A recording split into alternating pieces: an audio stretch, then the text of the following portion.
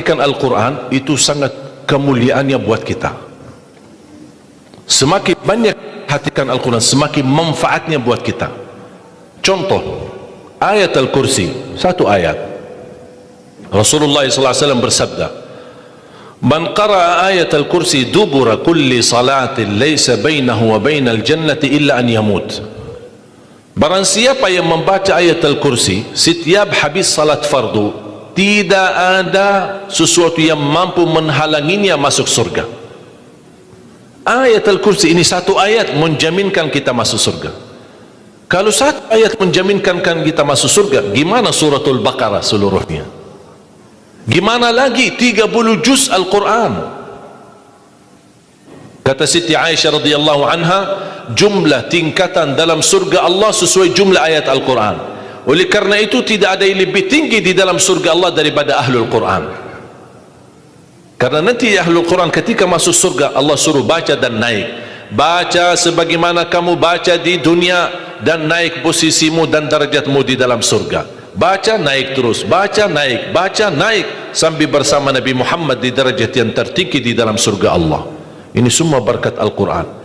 Belum lagi syafaat Al-Quran, belum lagi anak penghafal Al-Quran menghadiahkan 2 mahkota untuk kedua orang tuanya, belum lagi setiap satu huruf dapat 10 kebaikan, belum lagi Al-Quran akan menemani kita saat sakratul maut, belum lagi Al-Quran akan temani kita saat menghadapi mungkar nakir di dalam kubur, belum lagi saat dibangkitkan oleh Allah akan bersama Al-Quran sama kita, belum lagi saat dihisab Al-Quran akan menemani kita, belum lagi saat kita berjalan di atas sirat Al-Quran masih berkenan menemani kita sampai ke pintu surga.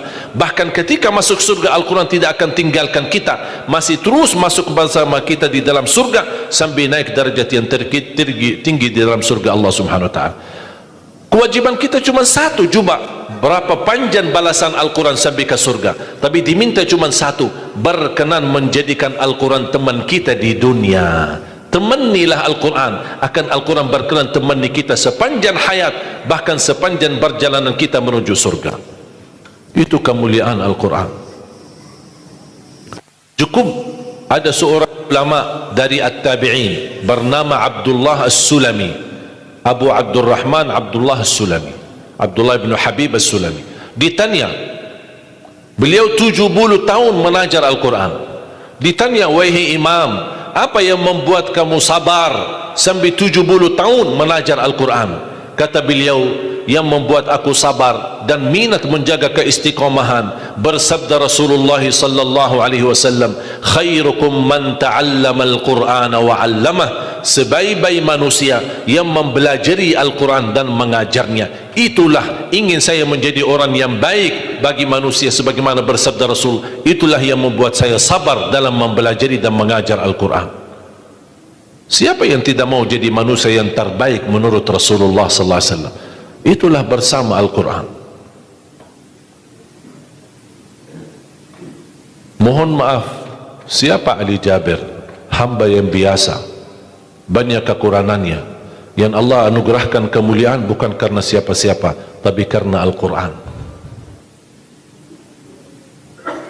Dihormati, didepankan, dan semua orang penghafal Al-Quran, berapapun usianya, dihormati, didepankan, dimuliakan.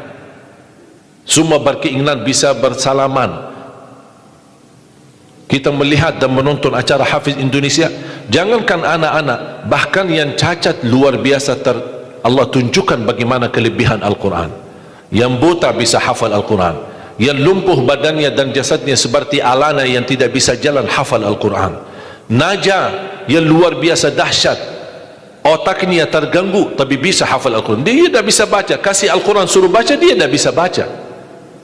Tapi ditanya tes hafalannya, hafal. Berapa ayatnya? Hafal. Nomor berapa? Hafal. Kanan kiri hafal, atas bawah hafal. Allah menunjukkan kepada kita, Allah tidak akan melepaskan Al-Quran menjadi jaminan ditolong. Inna nahnu nazzalna dzikra wa inna lahu lahafizun. Kami telah menurunkan Al-Quran dan kami akan menjaganya. Di antara terjaga Al-Quran secara fisik terjaga Al-Quran secara tulisan, terjaga Al-Quran secara suara, dan terjaga ahlul Quran, para penghafal Al-Quran. Oleh kerana itu jamaah sekalian, selalu saya mendorong masyarakat, kalau kaum muslimin muslimat di Indonesia merasa dirinya gagal menjadi penghafal Al-Quran, jangan putus asa, tetap masih anda bisa menjadi ahlul Quran. Ayo kita lipatkan diri kita melalui yang jadi saham atau saksi baik bagi kita di hadapan Allah, melalui infak kita, sedekah kita, zakat kita, wakaf kita, apa saja, supaya kita datang di hadapan Allah. Ya Allah, mohon maaf, saya belum bisa hafal Al-Quran, tapi hartaku menjadi saksi untuk membantu dan menolong Al-Quran dan binaan Al-Quran. InsyaAllah termasuk ahlul Quran dan mendapatkan syafaatnya Al-Quran di hari kiamat, dan amalan itu menjadi sedekah jariah yang menalirkan pahalanya sampai hari kiamat.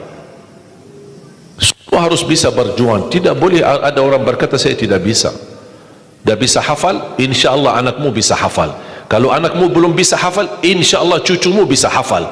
Kalau itu pun tidak berhasil, InsyaAllah saham walaupun sedikit seikhlasnya bisa menjadi saksi baik. Infaknya, sedekahnya, ikhlasnya, zakatnya, wakafnya, semua bisa menjadi saksi baik.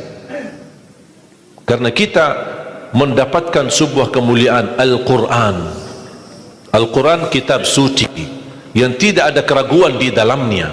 Sayang sekali kita bisa kehabisan berhari-hari tidak baca Al-Quran. Saya harap insyaAllah mulai hari ini kita komitmen untuk khatam Al-Quran. Siap? Masih menunggu cara mudah untuk khatam? Saya kasih cara mudah. Ini kan Quran seperti Quran Madinah, ya, modelnya seperti ini halamannya. Sekarang sudah banyak di Indonesia seperti Quran Syamil atau Quran ini sudah mulai seperti ini, Quran Madinah, ya. Maksudnya model cetakannya dicetak seperti ini, mulai dari ayat, kalau di akhir halaman ditutupi dengan ayat. Dulu Quran lama, setiap halaman kita buka kadang-kadang ada separuh ayat di halaman kanan, sisanya di halaman kiri. Sekarang Quran Madinah tidak boleh begitu.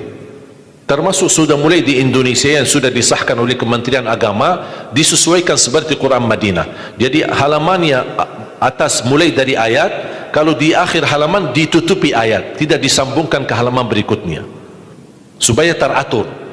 Di antara mereka susun setiap satu juz 20 halaman, dihitung seperti itu supaya rapi. Apa tujuan? Sebenarnya saya mengambil kesimpulan dari hikmah itu. Kenapa setiap juz 20 halaman? Ternyata saya bisa bentuk cara mudah mengkhatam Al-Quran. Setiap waktu salat baca 4 halaman, 4 kali 5 waktu 20, sudah khatam 1 juz. Jadi kalau khatam tidak harus sekaligus. Jangan habis ceramah anda posisi iman yang mulai naik, semangatnya luar biasa, pulang ke rumah baca Al-Quran 1 juz, besoknya masih semangat baca 2 juz, 3 juz, dan seterusnya. Begitu menurun semangat, tidak baca 1 tahun. Tidak boleh terlalu semangat, tetap semangat tapi diatur semangatnya. Standar 1 juz, tidak usah berlebih-lebihan. Jaga 1 juz, sedikit demi sedikit, istiqamah lebih baik daripada banyak tapi terputus. Dan itu bersabda Rasulullah SAW, khairul amali adwamahu wa inqal, sebaik-baik amal sedikit tetapi istiqamah daripada banyak tapi terputus. Makanya setiap waktu salat baca 4 halaman, 4 kali 5 sudah 20. Kira-kira cocok? Hah? Siap bu? Mau fikir dulu ya? Kira-kira mau nggak lebih mudah lagi? Masih mau lebih mudah lagi ya? Insya Allah masih ada, jangan khawatir, masih ada. Sebelum salat baca 2 halaman, habis salat baca lagi 2 halaman. Gimana kira-kira cocok? 2 halaman sebelum salat. Kalau 4 halaman sekaligus terlalu berat, tak apa-apa, bagi 2 halaman sebelum salat, 2 halaman sesudah salat. Jadi berapa? 4 dikali 5 waktu berapa jadi? 20, sudah khatam 1 juz. Kira-kira siap? 2 halaman, 1 kertas.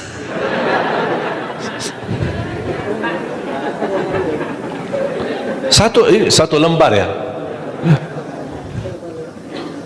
1 kertas, 1, cuma bola balik, masa keberatan, cuma 1.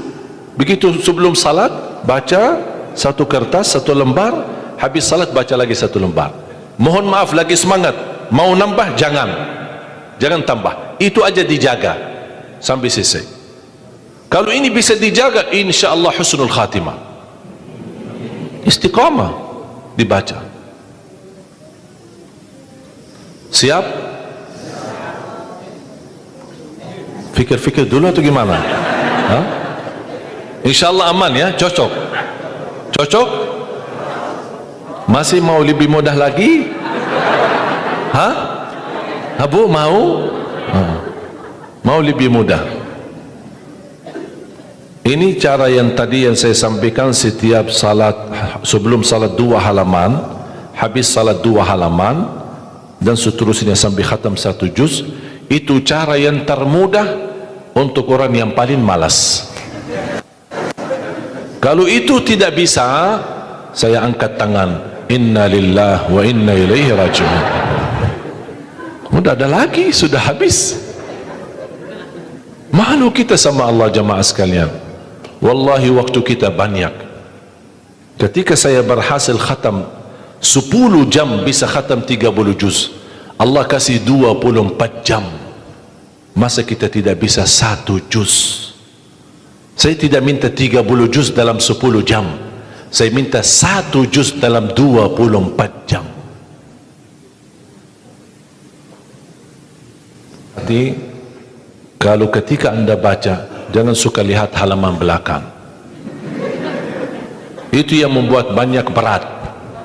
Misal baca Al-Baqarah, sambil dia baca a'udzubillahi minasyaitonir rajim, bismillahirrahmanirrahim, alif lam mim, dzalikal kitabu la raiba fihi hudan lil muttaqin alladzina yu'minuna. Banyak. Sadaqallahul azim. Tidak jadi lanjut karena dia fikirannya sudah berubah. Dia tidak melanjutkan apa yang dia baca, tapi dia sudah membuka jumlah halaman begitu terlalu banyak. Aduh ya Allah, bukan saya tidak mau, masalah tidak ada waktu. Padahal kalau dia lanjut, ada kesibukan, tidak apa-apa, berhenti. Berhasil 2 halaman, berhenti. Ada urusan aktivitas, ada tamu di rumah, tidak apa-apa, layani sebentar, habis pulang lanjut lagi. Walaupun 1 halaman, walaupun separuh halaman, tidak apa-apa. Tunjukkan yang terbaik, walaupun itulah kemampuanmu. Tunjukkan, ya Allah mohon maaf, kemampuan saya cuma separuh halaman, tidak apa-apa. Allah senang apapun yang kita kasih, Allah senang asal istiqamah. Allah suka. Allah tidak minta yang banyak, Allah minta yang terbaik.